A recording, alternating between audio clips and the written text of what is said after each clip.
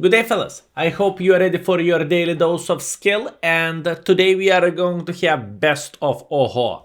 Now, before running away and saying what the flying F skill, look, the last 3 days when I was playing with this tank, I was truly questioning my sanity, because to complete this tank, to play 100% better than average performance and be consistent with it, it was nightmare. The tank itself, if I need to describe this tank in one word, it would be either useless or either disappointment. Whenever you are having a matchmaking against the tier 10s, you are useless. Against the tier 9s, you are useless. Whenever you are having matchmaking against the equal tiers, then, you can play. And if you are having matchmaking against the lower tiers, you can feel like a king, right? Overall, I played obviously with a long PP, right? Not a derp gun, because the derp gun is not competitive. You simply do not have the DPM to work for you. This is the equipment which I was using, and I needed to deal with this tank 125 games. My average performance, average damage is 2.1 thousand, which is usually level of the tier 7 or even tier 6 tank in a way, right? And assisting damage is 500. Obviously this is going to be blurred, so you are not going to see that, but 100% of the mark of excellence done, GG finito, and we needed to play constantly well for 2.5 thousand plus in order to complete this tank, right, fellas? And I'm not going to lie for you, it was a bloody nightmare. It was very, very bad. I was questioning my sanity multiple times. But now you are going to see those exceptional battles when everything was going very, very, very well. And I believe you are going to see either 3 or either 4 games, because I remember we had quite a bit of the madness. And we are going to start everything with extremely, extremely lucky game. And you will see how this Godzilla is moving when everything is going aligned and when everything is going fine. So without further ado, let's teleport into this battle, and I hope you are going to be entertained. So without further ado, let's go. This is the first battle which I want to share with you, fellas.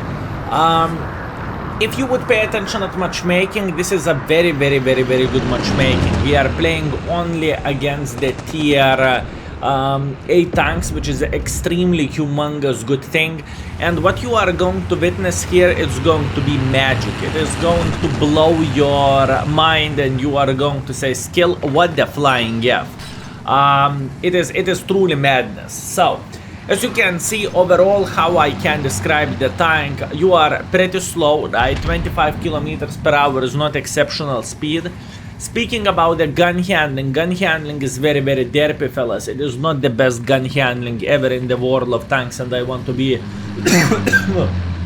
bloody honest with you. Unfortunate, but this is the case, right?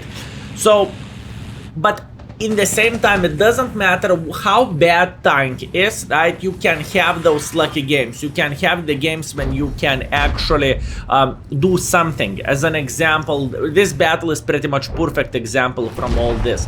So how am I starting the battle? I am starting the battle with a typical performance. They are taking this position and waiting until someone will get spotted either over there or either somewhere here, or maybe the T92 will peak, right? Which you are going to see very, very soon. Maybe he will. Oh yes, he will. Obviously he shot us once in the face, not a big deal. We are trying to punish him, but unfortunately the gun is saying not today.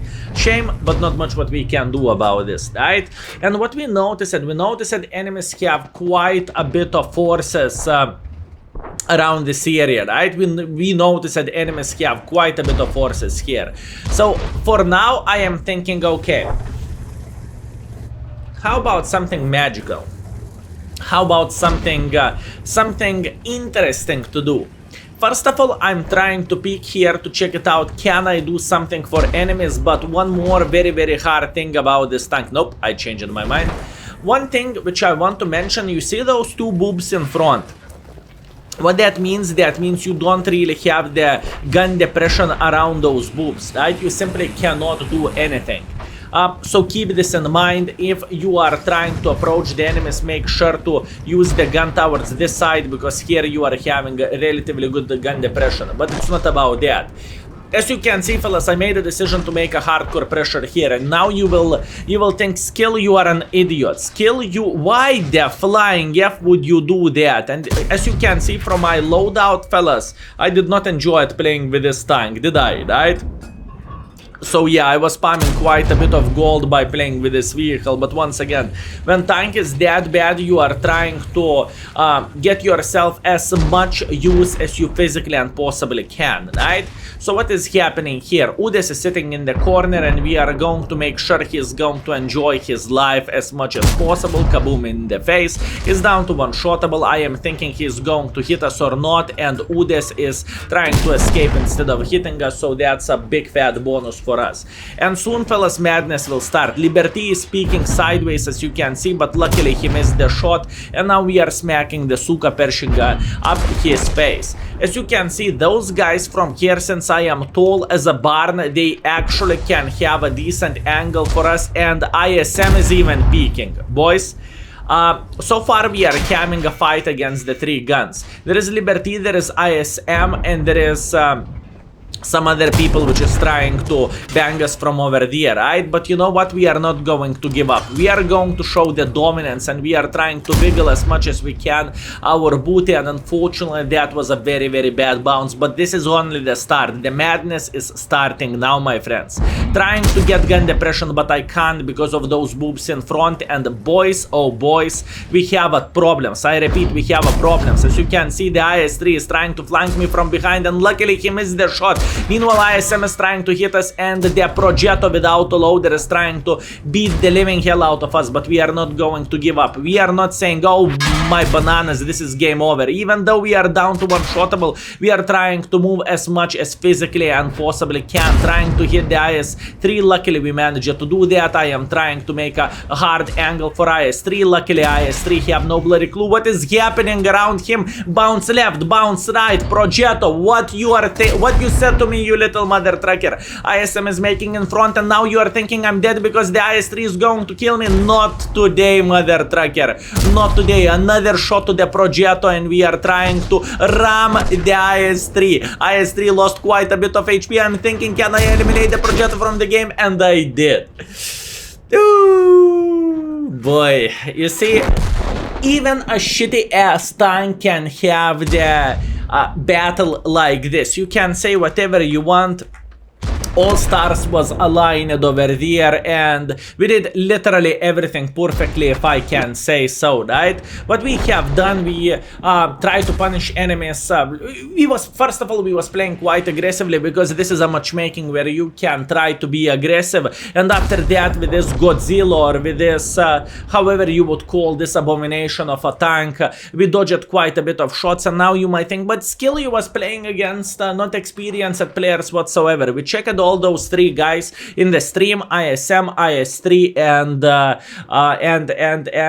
how the other tank is called, Progetto. All of them had 49-50% win ratio, so you cannot say they are bad players, right? They are average players of the World of Tanks, right? It simply worked for us for some reason. We had a bloody shield around us, which just which made us to have this game, right? So this is a first performance, and to be fair with you, I will never ever forget the Twitch reaction in the live stream when everyone went full berserk, and when everyone was laughing like crazy, and they said, what the flying F was that? So this is the first game, and yes, it's not the best battle which I ever had, but I truly wanted to share that with you. So without further ado, fellas, let's go into the second game, shall we? Let's go. The second battle with Oho, which I want to share with you, fellas. This game is the best damage game which we managed to craft with Bloody Oho. Even though matchmaking is not looking extremely good, right? Matchmaking is saying tier 9 matchmaking plus 2 artists, but this is very, very good map for defending, in my opinion, right? It is extremely good map for defending, and it's called the Siegfried line. By the way, playing with this tank, you can pretty much sleep whenever you are playing with it. If there is a couple of squares distance which you need to travel, as an example, from sector D0 to sector E6, you can actually go through your half of the sleeping routine, and you can get a nap meanwhile. Just saying, fellas, 25 kilometers per hour nowadays is just simply not very good, right? So 1 minute into the battle and we have done absolutely nothing. But wait, this is only the start, and you need some time to get into the position with this vehicle, fellas. It's very, very important thing. And now this is a reality check for a Mr. Kunze Panzer. You will see that yourself, and probably you are going to have quite a bit of shits and giggles. As you can see, my loadout, I'm spamming majority of the gold ammunition, but you can't blame me, can you? Because this tank is so damn bloody bad, even gold is not helping for this vehicle. Watch this, Kunze Panzer is thinking, there is a snack for me. I repeat, snack for me. What you said to me, you little mother trucker? Yeah, the Kunze Panzer don't have any armor whatsoever, and whenever you are playing aggressively, you are not going to enjoy yourself for obvious reasons, right? So keep this in mind.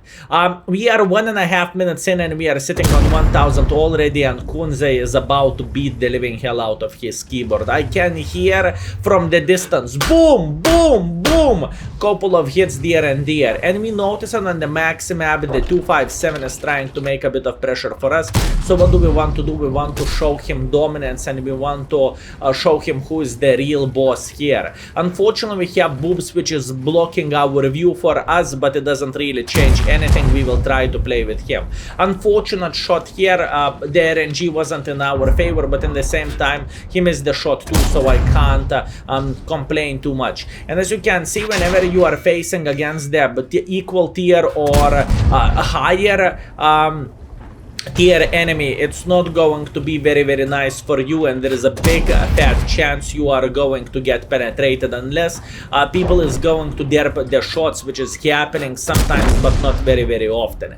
Anyways, 257 is going back home. We are having 2,500 damage already, and our team is winning by the huge margin, right? Not the most exciting game, but what that means and what is indicating for us, move in front and make a pressure, otherwise you can go eat kaku, right? Luckily we are snapping the Liberty in the face, and now what I'm thinking about saving our AMX M4, and first victim is going to be the Scorpion. Scorpion is going back home. I'm trying to block our guy for obvious reasons, because enemy Liberty is trying to make a bit of pressure, and luckily our guy survived. So what do we need to do now? Now we need to make as much pressure as we physically and possibly can against the Liberty until the 705 will claim his life, and unfortunately he claimed his life before we managed to reach him. But you know what? I am not complaining too much. I am simply turning my battleship to the direction where a majority of the enemies are playing, and what we are finding here, we are finding a tourist. Skill, what do you mean tourist? How dare you to say so? Well, I don't know what was happening in this person's head, but he was sniping with a super conqueror, actually with a standard conqueror when he was a top tier, so he definitely did not help his team to win the game, but looks like he is confused. Maybe it is little Tim which is playing in his father account, or maybe he is just trying to play hide and seek. Maybe his internet is not working, or he is stressed out, or something. Either way, that wasn't the greatest performance by the Conqueror side, and he burned it to death. Not a big surprise though, once again the decision from this guy's side wasn't the greatest, and in this battle, fellas, pay attention how long it took. This battle was 4 bloody minutes. Okay, let's say 5 minutes flat, right? And we managed to get 5.6 thousand damage in no time whatsoever. But this is exceptional game. This is the best game damage wise which I had with this vehicle, so you cannot expect every single battle to go in this way. In other words, if you want to have a game like this, you simply need to be lucky. Nothing more, nothing less. You simply need to be lucky. You need to meet the opponents which is not very good in the game, and then you can have a situation like this. Without further ado, let's teleport into the third game, shall we? Once again, Oho in action, fellas. Beautiful, oho. To be fair with you, the best thing about this tank is the camo, to be fair with you. I mean, this tank is as huge as universe itself, as you can see yourself, fellas. Holy bananas. Anyways, the third battle. This is a second best damage game with this vehicle, and yeah, you will see what kind of margin of the damage, and I was extremely excited about this game because you will see how lucky we are going to be. And now my initial thought was to go into the city, but I changed my mind. Skill, why did you change your mind? Well, the answer for this is extremely simple. I changed my mind because I noticed how many people is going into the 1-2 line, and I decided not to go there. Skill, how you can say you decided not to go there if you are going here? Okay, fair enough, fellas, fair enough. Wait and you will see everything yourself. My baboonish brain needs some time to warm up. As you know me, fellas, I am very I dislike 1-2 line a lot, and usually I am definitely not going there. But whenever I am seeing this side is completely unprotected and no one is paying attention there, then I am making a decision which every single heavy tank supposed to make, and simply trying to secure that place, right? Just secure it to make sure enemies are not going to go balls in deep like this, because if they will, then it is a game over immediately and you cannot do absolutely anything about this, fellas. And overall speaking, fellas, do I recommend for any of you to grind Oho? To be fair with you, no. I think this is one of those tanks which is unfortunately they do not have the place in the game, and in a way we could call this tank kind of useless, at least in my humble opinion, right? At least that's what I want to believe and that's what I think. So we arrived into the position from where we could try to punish enemies here, and as you can see there is 2 artists, so I need to be very super careful here, and I'm waiting until the Skoda will try to make a bit of pressure, but as you can see, Skoda is not silly goose. In other words, Skoda is not making pressure whatsoever himself, and unfortunately, but we cannot do anything about this. Plus, the same Skoda managed to eliminate our Jeff, which was over there. So obviously, by sitting here, he managed to eliminate our Jeff. And once again, we are simply trying to find the right angle, how we could support our team, support our Trashante, but unfortunately it is not really possible. So the key right here is not to make hardcore pressure for a bloody Skoda or overall into this valley of doom, right? Because in the same time, think about it, tier 9 Skoda can deal with us without bigger problems whatsoever. The Artas obviously can clap us in the face, and usually Artas are sitting around this area, right? So unfortunately, but we cannot do anything, and I am just trying to figure out, can I somehow get some use, right? Can I snipe the bloody Skoda, which is trying to use that bush perfectly and everything, and in the same time I want to be very close for our Bisonte, right? Because whenever enemies will try to make pressure for our Bisonte, it's not going to be very fun. Plus, the Skoda is doing extremely good job, and the Skoda is trying to punish us, and he is doing that successfully, right? But it's not changing the fact I truly want to support our Bisonte, and as you can see, the score is 2-9, and majority of the people would give up in this kind of situation, but we are not going to be the ones which is going to do that.